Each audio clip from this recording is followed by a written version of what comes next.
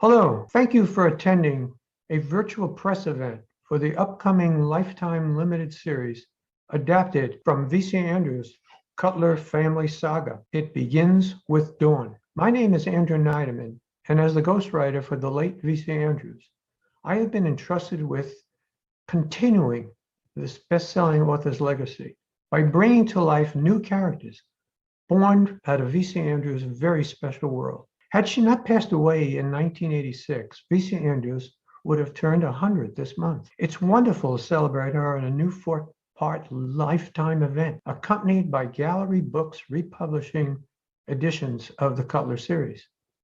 The movies takes viewers into the dark paths of the Cutler lives, the Longchamp lives, and the Booth families, exploring sinister secrets, hidden desires, and twisted relationships.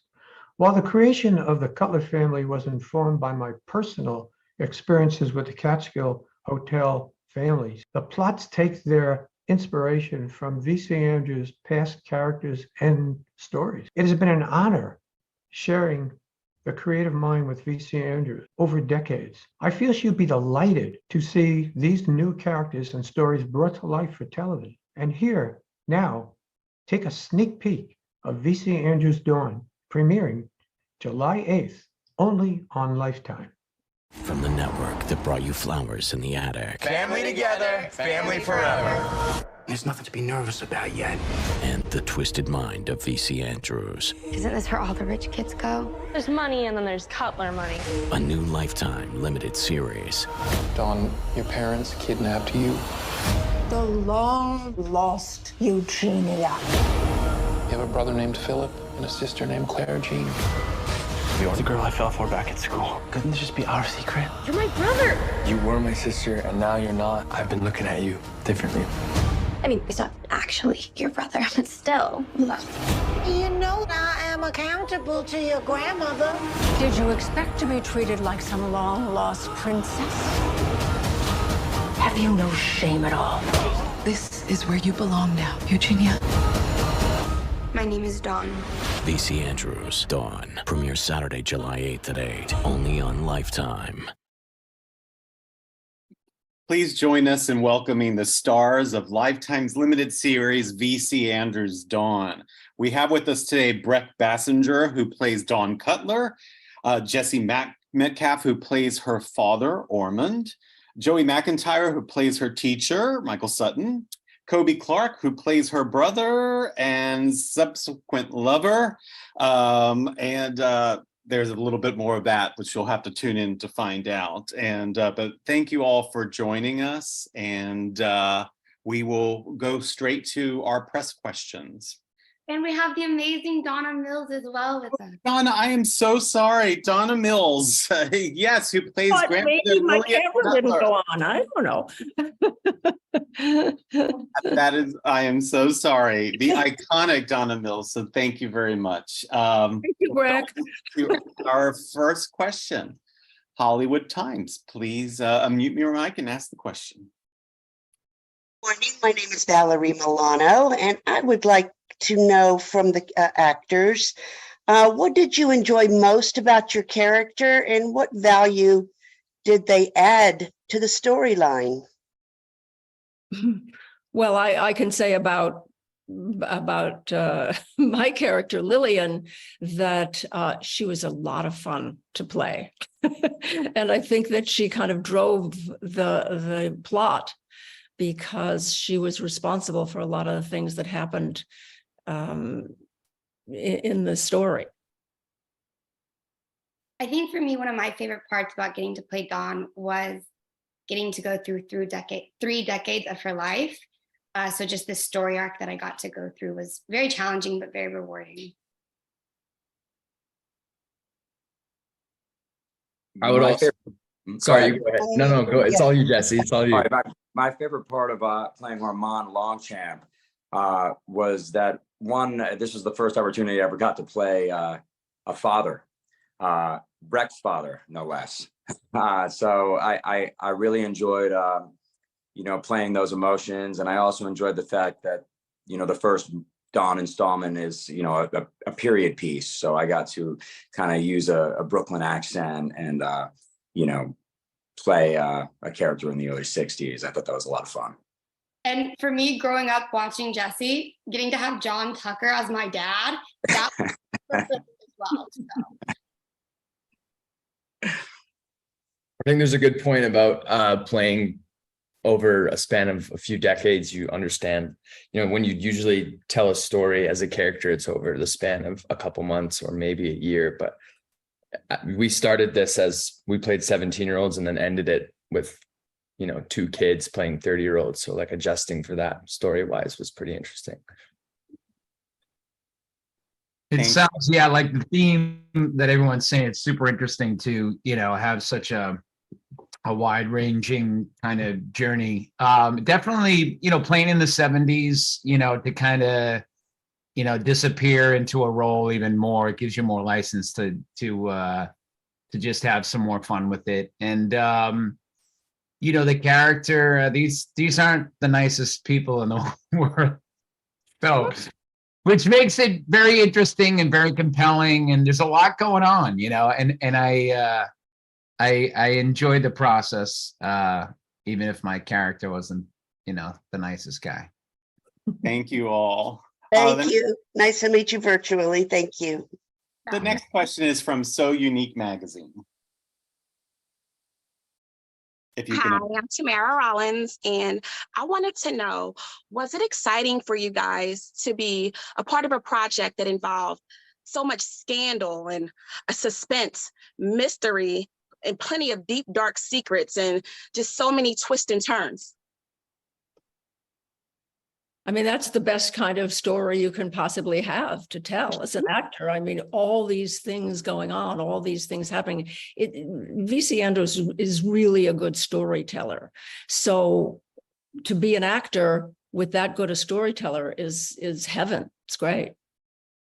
I recently got to watch the first 2 screeners with my family. And within the first 10 minutes, Dawn's finding out who she thought her biological parents aren't actually. And literally my dad, he's like, they don't mess around. They get right into the craziness. Yeah, absolutely. I couldn't agree more. The storytelling is exceptional. Although I'm only part of the first installment, I absolutely loved the script straight away. And, Flowers in the Attic had a big impact on me growing up. And so, to be a part of a V.C. Andrews franchise is pretty thrilling. Thank you all. Thank you. The next question is from Partee Smith of New Light Media. Good afternoon, everyone. Thank you so much. As he said, my name is Partee Smith from New Light Media. And my question, Jesse, you kind of segue in. What's the full circle moment about playing V.C. Andrews, Don, or is there a full circle moment for any of you? But I would like to start with Jesse since he just mentioned Flowers in the Attic. How do you mean a full circle moment? It's something that has come back to you from years ago to now that has reflected upon you being. I just remember that movie, Flowers in the Attic, really creeping me out as a kid, and specifically the ending, where they kill their mother. I just found it pretty traumatizing. So I was always a fan. And I just really thought this, the first installment in particular, because that's the one I'm a part of, was just, jam-packed with twists and turns and revelations. And, it really has this ominous, creepy tone to it. And, I just think people are really going to enjoy it. I think they're going to find it incredibly entertaining. Would anyone else like to add? Yeah. It's very engaging. It engages you. It makes you want to watch. It makes you want to continue to watch. And you want to find out what's going to happen to poor Brec. Well, no, this whole experience, like I am one of my life mottos is I don't believe in coincidences. Like even the fact that you asked this question, I'm like, what's going on? Because so there's a very full circle moment here for me. The first time I ever went to LA back in 2013, I was 13 years old. I actually auditioned for the original Flowers in the Attic, like the 2014 version of it. And I went pretty far. I believe I met with the directors And so from a young age, I was so familiar with specifically Flowers in the Attic, but all of VC Andrews' work. And then one of my childhood best friends, Mason Dye, who he actually ended up booking the role in that. So I like followed it. I watched all the installments of that. So when I got the audition for this, I was very, very familiar with it. And once again, going back to my younger self, I think she'd be like, you did it. Thank you. Thank you so much. Thank you all. The next question is from Monica Gleiberman with Time Warner Entertainment. Hi, everyone. It's so great to see all of you. Nice to see everyone with smiles versus watching the show and all the drama. I wanted to ask all of you, when you originally got the script and decided to play these characters, how did the vision change from your brain to what you wanted to make it into what they all became when you guys started filming? I'll jump in on this one because that kind of the inside baseball answer to that is I got like an offer, and like 2 days later I was on a plane like reading the script, and I was like, oh, okay. This teacher is where it takes place in the 70s, a relationship with a student, like, oh boy. So I was diving right in, and the fact that how do I, of course, as an actor, you just want to do what's right for the story. And, it's my job to play this guy and, go for what he wants and, put my, Joe to the side. I think you try to, but at the same time, you try to make a character, somehow, even though where he's coming from isn't great, you want the audience to kind of get on your side. So, and I don't know, it's such suspense. I don't want to give a lot of it away, but it was challenging. It wasn't your easy, like, show up and just, okay, I'm here and say the lines and know your lines. There was stuff to kind of roll around in your head to get a decent balance, if that makes sense. I loved being on set with you, like watching your process. Like I very much saw you, like, I'm a huge fan of like the villain of a story. They're a villain for a reason. Like they justify their actions. And I loved watching you like figure out that. And I think you nailed it. Thank you. Thank you. How's it with everyone else? Did any of you have did your vision change from like your original, from the pilot through to the end of your characters? Certainly didn't for me. I mean, Lillian is who she is. The wonderful thing, though, was that there is another book, and that book is about Lillian and why she is the way she is. So I had that background to draw on to, create the Lillian that I brought, and that was very, very helpful. Thank you all. Thank you guys so much. The next question is for Nye McGee from EUR Web.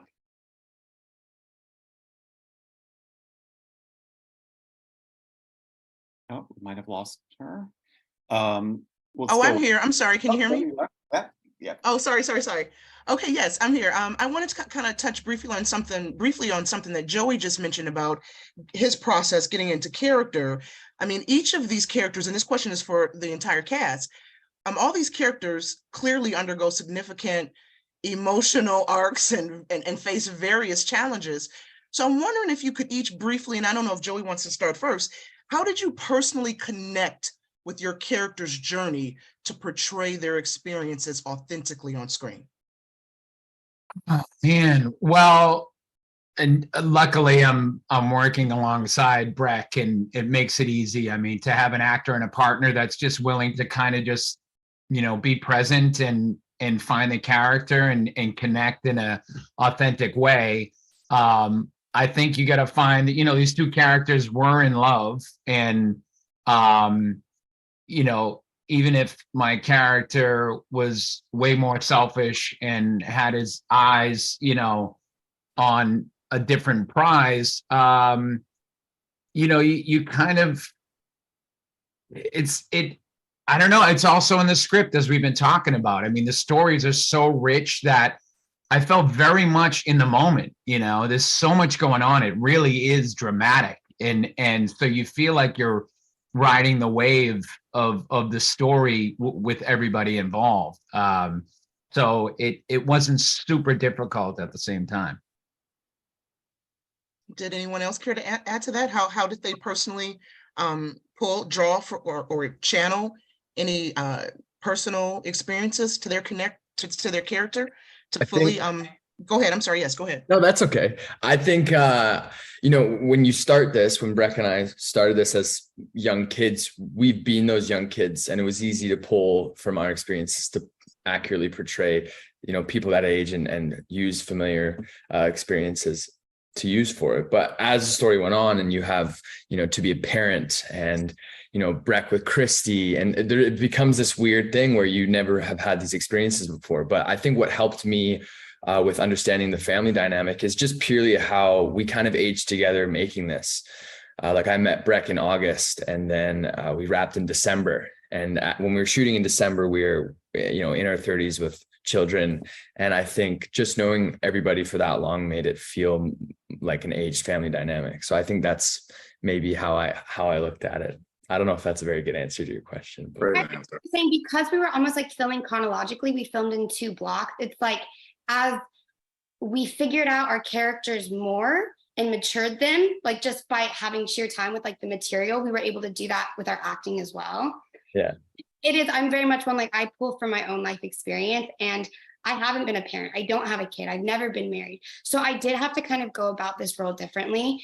And I definitely just like, I'm a big advocate, like watching content that kind of relates to it in some way. And I remember one like scene in particular, Khobe and I were filming, and it's the first, this isn't too much of a spoiler, I hope.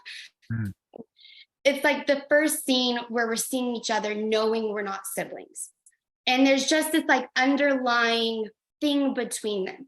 And I kept feeling weird about it, because I have 2 brothers. I'm like, I don't care if I find out they're still my brothers. But then I had to look at the content and be like, these people have gone through tragedy together. The connection and bond that they have is going to be so different. So I like just pulling from different experiences I've had that related, maybe not as closely as I traditionally would have used my life experience, if that makes sense. I complicated it, but. No, thank you very much. Thank you. That was great. Thank you. Thank you so much. The next question is from Rick Bentley. Thank you. Ms. Mills, I'm just curious, in deciding how to play Lillian, did you think she was more of a woman who became ruthless and cold because she was a woman in that era, being a boss in a world where generally men were in control? Or did you take elements from the Darkest Hour book and sort of feel like that's what shaped her? Very much those elements from that book, the things that happened to her, the things that she experienced in her childhood, in her, growing up to be a woman. I felt those were the things that formed her. Those are the things that made her as hard as she was, as brittle and as unforgiving as she was. So those childhood things shape everyone, and they shaped her in a way that just left her and left her really bereft. She is not a happy person, as Dawn says to her, and knowing that, knowing how she grew up is the way I formed how I was going to play her. And have you ever had a character before that's had a whole book that you could call on to build on? No. I've played villains before, which I love. That's like my favorite. But no, generally speaking, you don't have that. You have, whatever's in the script, and then whatever you can make up for yourself that you think may have happened. But very seldom do you get an actual blueprint. So that was a big plus for me. I loved it. Thank you. Thank you so much. The next question is from Nene Hooks Network. Hi. So I appreciate Brec for kind of breaking down that first scene that she mentioned about when she first meets her brother. And so I want to ask the rest of the cast, I know that the book obviously has like this dark and twisty atmosphere to it. So the visual aesthetics of the film seem to kind of bring those parts of the books to life. So was there any specific scenes that you all can tell us about, maybe without spoiling, that maybe even startled you or put you in any kind of adverse emotions or dark spaces or anything? Totally, but I think it would spoil something. No. That's the hard part. Anything that might bring up, you maybe Never don't want know. to, because I'll try though. Okay. There was a scene with Brec and I where there was an element of great loss, and a loss that was unfamiliar to me and unfamiliar to Brec. And I felt, me as an actor, I had never had to explore that depth of sadness before. And I don't know where I'm going with this without ruining the movie, but it was to have to, there was a couple of those, one in particular. I think when people watch it, they will know. There's plenty for Brec, but for me, I think Jimmy is just a happy-go-lucky dude, but there was this one moment where I felt going to work was, it was the only time I went to set where I felt emotionally exhausted by telling this story. Ooh. Anybody else? No? Well, I appreciate that. I could chime in. In the first installment, actually, when we're setting up all the characters, there's actually a lot of really uplifting moments too. It's not all doom and gloom and creepy stuff. And the scene that I enjoyed the most, and that I thought was really informed my character, and I think Brec's character to a certain degree. We have this really intimate scene, where I tell her how much I believe in her as her father, and we have like this little sing-along in the car. That's just an incredibly touching moment. And there's a lot of moments like that in the film as well, where we really get the audience to really invest in these characters and really care. And then when things start to go crazy, it has even more impact. Thank you so much. The next question is from Joy Paris with Rich Girl Network.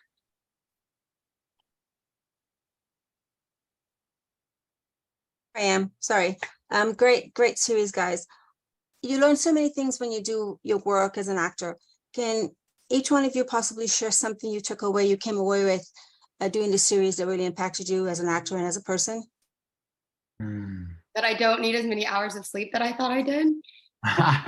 Yes, you do. You just chose not to use them. I could think of like a more sentimental answer, but that's my first thought. Yeah, it's amazing to me that Brec was able, it's a good thing she's young, because she worked constantly. Every single day, really hard stuff. I take my hat off to you, honey. You really are amazing and doing it really well. So it was hard. Going through all those different arcs and ages and everything else, really hard, but really good, honey. What about you, Khobe? I totally agree with Donna. That first block for Brec Bassinger was a marathon, and I was in 3 days a week. I was enjoying my Vancouver summer, and Brec would be doing these 15-hour days, just crying over and over again. Every day Brec was crying as her character, and did it convincingly so. So I'll take away. I learned more about the work ethic that this job takes, and Brec taught me that. Absolutely. On another note, I do have to say, I much like Joey, from my first audition to filming in Canada, I think it was a 7-day stint. So when I got to Vancouver to film, I hadn't even read all the scripts. And so I was very nervous. I wasn't prepared how I usually would be going into a project. And I definitely feel like I learned just to let go sometimes and rely on the people around you. I had to put so much trust in my scene partners, and I can kind of be a control freak sometimes, all the time. But in this, I didn't have the preparation to do that. And so I think it really taught me just to like make those connections fast, rely on your scene partners. And I'm so grateful for all of you guys. Well, you did a great job. And Donna, you scared the heck out of me in that role. I'm just so afraid of your character. And Jesse, I'd want you to be my dad. What a loving dad and what a loving scene, and just brilliant work, all of you guys. Congratulations. Thank you so much. Thank you. Thank you so much. The next question is from Dr. April Lisbon. I am Dr. April J. Lisbon, media correspondent for the Mogul TV Global Network. My biggest question, as I've been listening to each of you speak, is this. Once the filming was over, how did you detach yourself from your characters? And the reason why I'm asking that question is because some of the storylines, looking at the trailer information, was very emotionally wonky for me, if that makes sense, for a bright word. But it seemed like there was so much raw emotions and such raw passion that went in for each character. When filming was over, how did you detach yourself from your characters, if that makes sense?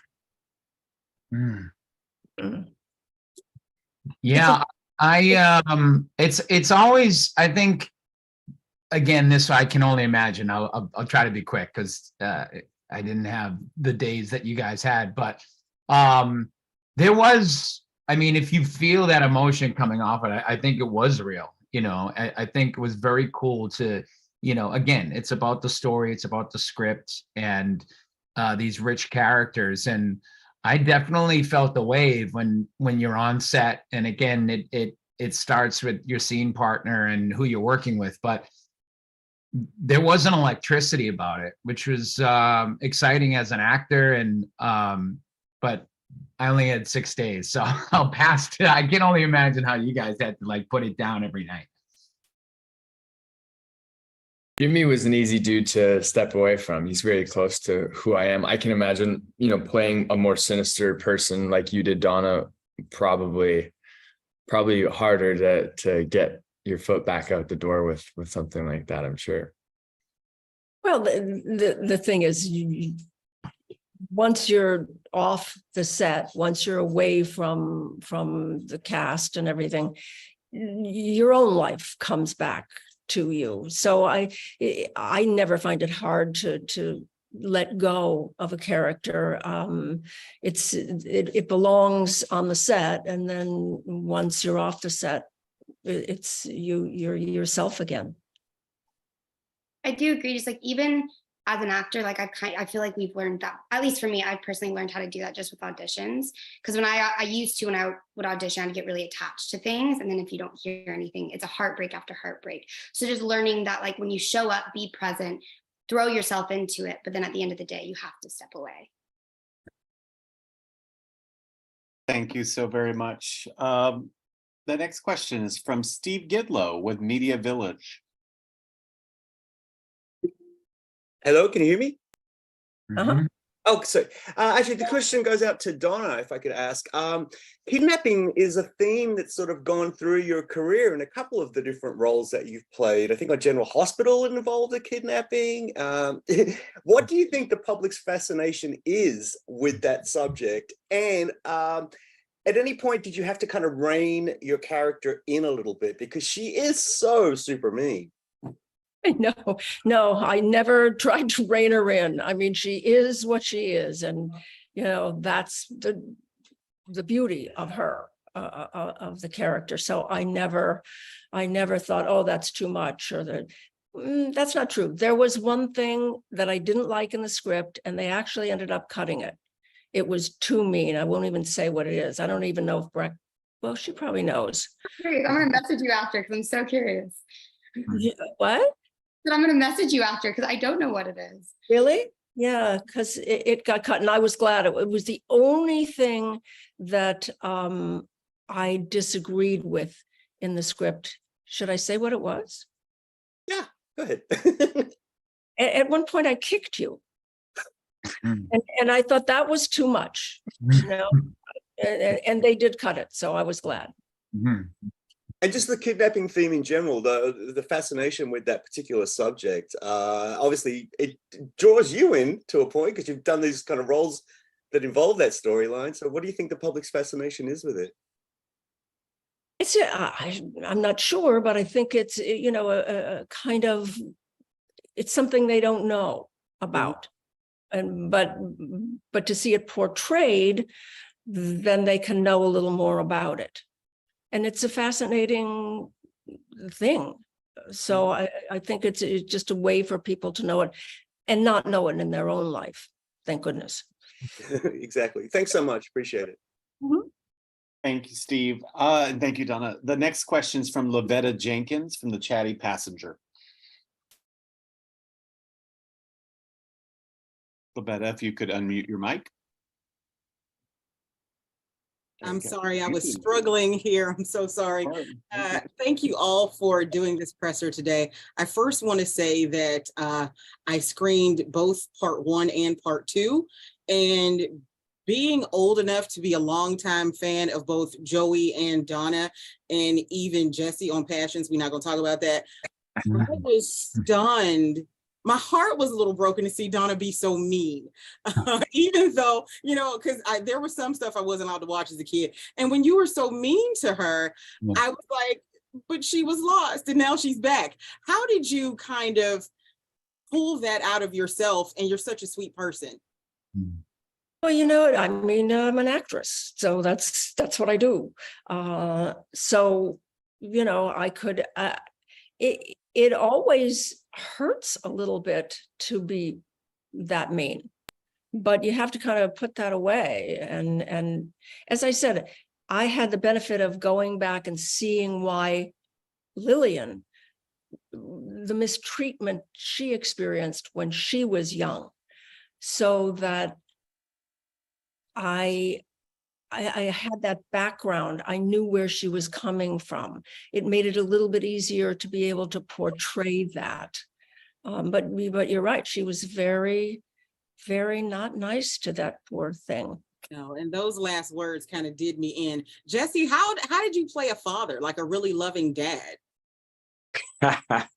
Honestly, it came pretty naturally. I want to be a father.